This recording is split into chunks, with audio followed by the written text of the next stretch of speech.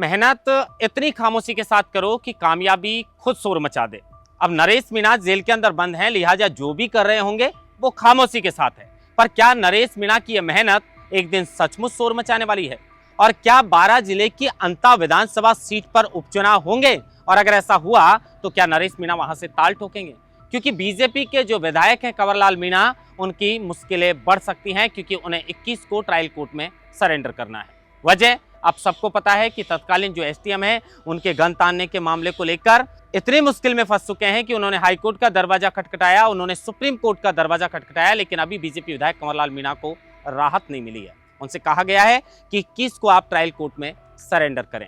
अब जनप्रतिनिधि अधिनियम कानून की अगर हम बात करें तो जनप्रतिनिधि अधिनियम कानून कहता है कि किसी भी जनप्रतिनिधि को अगर 2 वर्ष या 2 वर्ष से अधिक सजा सुनाई जाती है तो उसकी सदस्यता रद्द की जा सकती है। अब इसी को लेकर राजस्थान विधानसभा के अध्यक्ष वासुदेव देवनानी कानून के जानकारों से सलाह ले रहे हैं। हो सकता है कि वो कंवरलाल मीणा की सदस्यता को रद्द कर दें, क्योंकि विपक्ष का भी एक प्रेशर है। अगर ऐसा नहीं हुआ तो विपक्ष कहेगा कि भाई सौतेला व्यवहार दिखा रहे हैं। अब इसको लेकर अभी से चर्चा तेज है, क्योंकि एक बार फिर कांग्रेस का खेल नरेश मीणा बिगाड़ सकते हैं। सबसे पहले नरेश मीणा ने छबड़ा की विधानसभा सीट से चुनाव लड़ा, यहां भी उन्होंने कांग्रेस का खेल बिगाड़ा। उसके बाद जब देवली उनियारा से उपचुनाव में नरेश मीणा का कांग्रेस ने टिकट काट दिया, उसके बाद जब उन्होंने निर्दलीय ताल ठोकी तो वो भले ही चुनाव नहीं जीत पाए, लेकिन कांग्रेस का जो प्रत्याशी था उससे डबल मत लाकर इन्होंने कांग्रेस का खेल खराब कर दिया और बीजेपी के राजेंद्र गुर्जर ने वहां से जीत हासिल कर ली।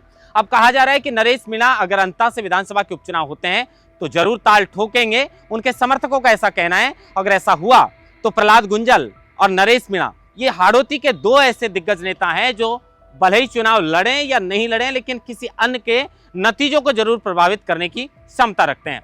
अब कहा ऐसा जा रहा है नरेश मीणा के समर्थकों के द्वारा कि अगर अंता में विधानसभा के उपचुनाव होते हैं तो नरेश भाई साहब जरूर ताल ठोकेंगे। और नरेश ने जिस तरीके से विधानसभा के जो उपचुनाव के बाद समरावता में जो मामला हुआ और समरावता के मामले के बाद जब नरेश मीणा को जेल हुई, उसके बाद में कह सकते हैं कि नेशनल लेवल पर नरेश मीणा की लोकप्रियता बढ़ी है।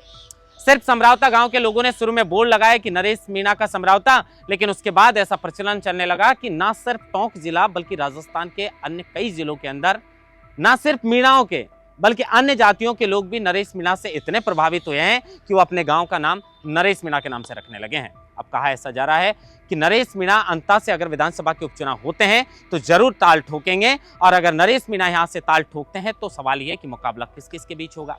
प्रमोद जैन भाया वहां से कांग्रेस के हैं। अब प्रमोद जैन भाया से ना तो शांति धारीवाल की अच्छी बनती है ना नरेश मीणा की। नरेश मीणा के और प्रमोद जैन भाया के तो 36 का आंकड़ा है। प्रमोद जैन भाया वहां से कांग्रेस के जो है विधायक रहे थे, पूर्व मंत्री रहे थे, अशोक गहलोत के करीबी माने जाते हैं। लेकिन अगर प्रमोद जैन भाया के बारे में आपको जानना है तो कभी भरत सिंह कुंदनपुर के साथ बैठकर एक कप चाय जरूर पिए। आपको सारी कुंडली खोलकर बता देंगे प्रमोद जैन भाया के बारे में, क्योंकि प्रमोद जैन भाया के ऊपर भी 19 से ज्यादा मुकदमे दर्ज हैं और उनमें कई मुकदमे संगीन धाराओं में दर्ज हैं। लेकिन इस वक्त मुसीबत में है बीजेपी के विधायक कंवरलाल मीणा, जिनको 3 साल की सजा सुनाई गई है और इसी मामले को लेकर उन्हें ट्रायल कोर्ट में सरेंडर करना है। और अगर उनकी सदस्यता रद्द होती है तो लगभग ऐसा माना जा रहा है, अगर हम बात करें तो लोगों की कहा जा रहा है कि जरूर हो सकता है कि जो बीजेपी के विधायक है कंवरलाल मीणा, उनकी सदस्यता रद्द होगी, और रद्द होगी तो यहाँ पर उपचुनाव होना तय है। और अगर यहाँ से उपचुनाव होगा तो नरेश मीणा का ताल ठोकना भी लगभग तय माना जा रहा है। लेकिन अब कांग्रेस किसको मैदान में उतारेगी? तो कांग्रेस अगर प्रमोद जैन भाया को भी मैदान में उतारती है तो बीजेपी के ऊपर सवाल है कि बीजेपी किसको मैदान में उतारेगी।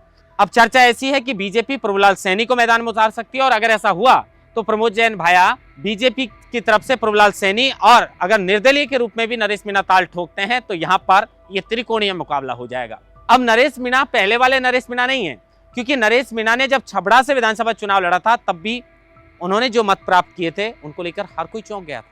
कितनी कम मेहनत में इस युवा ने आखिर इतने मत कैसे हासिल कर लिए। और देवली उनियारा का मामला तो हम सबको पता है। 10 दिन का वक्त भी नरेश मीणा को इस चुनाव के अंदर नहीं मिला था, लेकिन 10 दिन के अंदर इस युवा नेता ने जमीनी स्तर पर जाकर इतनी पकड़ बना ली कि लगभग 60,000 मत प्राप्त किए थे। कांग्रेस के किस्तूर चंद मीणा महज 30,000 मत लाए थे, उनसे डबल मत लाए थे। अब आप सोचिए, अगर यहाँ पर चुनाव होता है तो नरेश मीणा की यह मेहनत जो वो खामोशी के साथ करेंगे वो जरूर एक दिन जो है उनकी कामयाबी शोर मचाने वाली है। इंतजार इस बात का रहेगा कि 21 तारीख को कंवरलाल मीणा जो है वो ट्रायल कोर्ट में सरेंडर करते हैं और उसके बाद विधानसभा अध्यक्ष की ओर से उनकी सदस्यता को लेकर क्या फैसला लिया जाता है और उसके बाद अंता विधानसभा पर उपचुनाव को लेकर क्या खबर आएगी। महेंद्र वास्ता, लोकमत हिंदी, जयपुर।